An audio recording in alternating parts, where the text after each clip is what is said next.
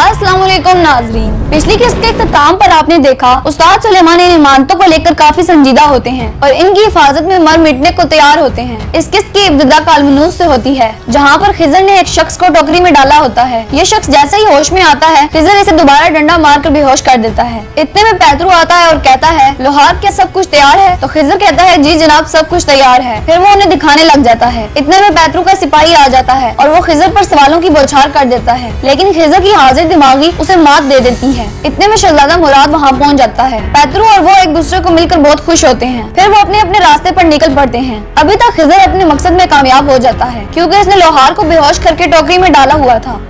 इसके बाद सिकंदरिया का मंजर दिखाया जाता है, जिधर किलई साहब अरूज और इलियास की तारीफों के अंबार लगा देते हैं। इसके बेटे शाहीन से ये देखा नहीं जाता और वो मुंह बनाकर बाहर आ जाता है। बाहर जाफर भी खड़ा होता है और इस पर तरह तरह के मस्के मारना शुरू कर देता है। जाफर की बातें इलियास और अरूज के बारे में ही होती हैं और ये भी उनसे हसद कर रहा होता है और इनको मारने के लिए ये दोनों गठजोड़ बना लेते हैं। शाहीन के साथ इसकी पहले ही डील हो जाती है और अब ये वीनस के पास जाता है। वीनस के पास ये जाकर कहता है, जैसा आपने सोचा था कि नहीं होगा वैसा ही हो रहा है जनाब। किलई साहब आपके सराय में आया था, जैसा कि मैंने आपको कहा कि जल्दी जवाब देने की जरूरत है। ये सुनते ही वीनस एक सोने से भरी पोटली इसको देता है और कहता है, ये काफी होंगे, लेकिन होशियार रहना, अगर तुम इसकी हिफाजत नहीं कर सकते तो ये एक मसला तबाही के साथ खत्म होगा और मैं तुम्हें इस तबाही से नहीं बचाऊंगा। जाफर इस जिम्मेदारी को दिल से कबूल करता है और वहाँ से निकल पड़ता है। दूसरी तरफ कालमनूस में आखिरकार ज़ैनब अपने दोस्त हकीम जवानी के पास पहुँच जाती है। ये दोनों एक दूसरे का हाल अहवाल पूछते हैं और ज़ैनब के आने की वजह बताने पर जवानी इसे बच्चों के लिए दवा दे देता है। दवाई के लिए जड़ी बूटियाँ मिलते ही ज़ैनब कहती है, मुझे अब यहाँ से निकलना होगा, बच्चों की तबीयत बहुत सख्त खराब है। इसके बाद चर्च का मंजर सामने आता है, जिसमें पैतरू समेत सब लोग शरीक होते हैं और एक तरफ खिजर भी अपने आप को ढांपे खड़ा होता है कि साथ ही काफी सारे बच्चे आ जाते हैं।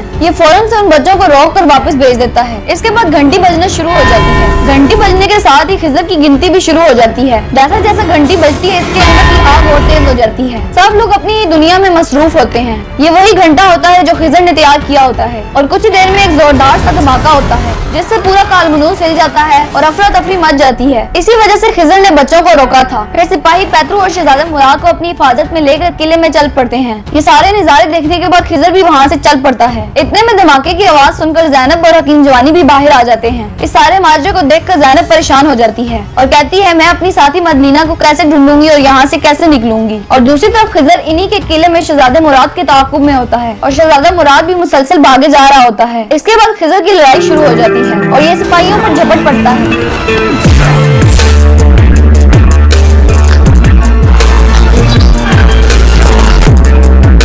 और आखिर में ये एक सिपाही से घोड़ा लेकर शहजादे मुराद के पीछे निकल पड़ता है। दूसरी तरफ ज़ैनब अपनी दोस्त की तलाश में होती है कि साथ ही एक सिपाही कमांडर को कहता है, जनाब ये लड़की मुसलमान है, वो जरूर लोहार के साथ इस जुर्म में शामिल होगी जिसे हम तलाश कर रहे हैं। पास खड़ी मदीना भी ये सारा माजरा देख रही होती है। फिर सिपाही मदीना की नजरों के सामने ज़ैनब को पकड़ कर ले जाते हैं। दूसरी तरफ खिजर शहजादे मुराद के पीछे रवाना हो जाता है। खिजर और सिपाहियों की काफी लड़ाई होती है, लेकिन फिर भी शहजादा मुराद मौका पाते हुए वहाँ से निकल जाता है और खिजर भी मुसलसल इसके ताक़ुब में होता है। अब वो वक्त आ जाता है कि जो पैसे जाफर ने वीनस से लिए थे उन्हें सर्फ करने का। ये सारे पैसे लेकर गुलाम फरोश के पास पहुंच जाता है और इससे डील करके कुछ गुलाम खरीद लेता है। फिर जाफर गुलामों को कहता है, मेरी बात गौर से सुनो, मैंने आप लोगों को खरीदा है और अब मैं आप लोगों को रिहा कर रहा हूँ। अगर तुम एक आजाद और अमीर आदमी बनना चाहते हो तो जैसा मैं कहता हूँ वैसा करो, गुलामों के मालिक से ज्यादा अमीर बन जाओगे। आपका काम बहुत आसान है, आपने सिर्फ सबक सिखाना है दो बेजमीरे लोगों को। दूसरी तरफ सिकंदरिया में बाबर अरूज इलियास से कहते हैं, मैं मेदली जाना चाहता हूँ, मुझे इसहाक आगा और खिजर को देखे सालों गुजर गए हैं। इनकी गुफ्तगू जारी होती है कि साथ ही साथ ये योर्गो का तज़किरा भी करते हैं। योर्गो बाबर अरूज का सुसर होता है, यानी कि डेस्पीना का बाप। डेस्पीना ने अपनी मर्जी से बाबर अरूज के साथ शादी की, जिसकी वजह से योर्गो और इनकी आपस में नहीं बनती। योर्गो इनका जानी दुश्मन बना होता है। इनकी बातें मुसलसल यूं ही जारी रहती हैं। दूसरी तरफ अंदवान अपने सिपाही लेकर योर्गो के पास पहुंच जाता है। दोनों गले मिलते हैं और एक दूसरे का हाल अहवाल पूछते हैं। इन दोनों में अरूज के लिए सख्त नफरत होती है। अरूज ने अंदवान का भाई मारा होता है और योर्गो की बेटी लेकर गया होता है, यानी दोनों काम बाबर अरूज ने किए होते हैं। मामलात बहुत खराब नजर आ रहे होते हैं। अंदवान कहता है, तुमने मेरे आदमियों को यहाँ क्यों बुलाया? तो योर्गो कहता है, लोग इनकी यहाँ वालिद की तरह इज्जत करते हैं और अगर किसी ने भी उनको देखा तो वो आपको इत्तला देगा, वो एहतियाती तदबीर इख्तियार कर लेंगे। फिर योर्गो कहता है, मेरा आदमी आपको इसहाक आगा के पास लेके जाएगा क्योंकि खिजर यहाँ पर नहीं है और मैं आपके साथ नहीं जा सकता। ये सुनते ही अंदवान वहाँ से रवाना हो जाता है। दूसरी तरफ खिजर शहजादे मुराद के पास पहुँच जाता है। इन दोनों के माबैन काफी बातचीत होती है तो शहजादा मुराद कहता है, तुम मुझसे क्या चाहते हो? क्या तुम मुझे मार डालोगे? तो खिजर कहता है नहीं, मैं तुम्हें आजाद कराने आया हूँ और मैं कुछ ढूंढ रहा हूँ जो तुम्हारे वालिद के पास है, मेरे पास आओ। इतने में शहजादा मुराद अपने गले में पड़ी चेन को छुपा लेता है।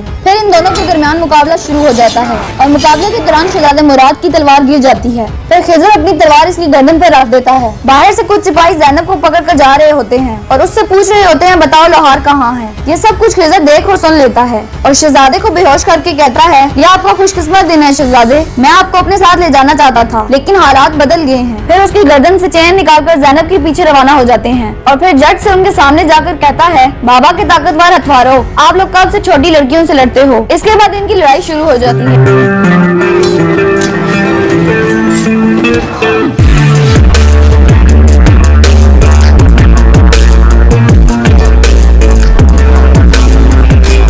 लेकिन आखिर में ये इनके कमांडर को भी जख्मी कर देते हैं। इतने में काफी सारे सिपाही आ जाते हैं और खिजर ज़ैनब को लेकर वहाँ से रवाना हो जाता है। ज़ैनब इसको तस्लीम नहीं करती और गुंडा लुटेरा डाकू कहती है, लेकिन आखिरकार खिजर ज़ैनब को वहाँ से जबरदस्ती लेकर रवाना हो जाता है। दूसरी तरफ बाबर, अरूज और इलियास जा रहे होते हैं। साहिल के करीब जाफर के गुलाम भी इनके ताक़ुब में होते हैं। बाबर, अरूज और इलियास एक जगह रुक कर इनसे पूछते हैं कि तुम्हारा क्या मसला है, तुम लोग हमारा पीछा क्यों कर रहे हो। ये कुछ नहीं बताते और सीधा हमले के लिए तैयार हो जाते हैं। बाबर, अरूज कहते हैं हमारा आपके साथ कोई मसला नहीं है, आप जा सकते हैं, लेकिन इनमें से कोई भी नहीं मानता और लड़ने के लिए तैयार हो जाते हैं। दूसरी तरफ अंदवान अपने सिपाहियों के साथ इसहाक आगा के घर पहुंच जाता है, जहां पर वो अपने बीवी बच्चों के साथ होते हैं। सब लोग इन्हें देखकर डर जाते हैं। इसके बाद हमें खिजर और ज़ैनब दिखाए जाते हैं। ये मुसलसल भाग रहे होते हैं। भागते भागते ये एक ऐसी जगह पर पहुंच जाते हैं जहां पर एक तरफ समंदर और दूसरी तरफ पैतरू के सिपाही होते हैं। ये सिपाही इन पर तीर ताने खड़े होते हैं। ये ना आगे जा सकते हैं और ना ही पीछे। दूसरी तरफ सिकंदरिया में अरूज और इलियास जाफर के भेजे गए आदमियों के साथ लड़ाई कर रहे होते हैं।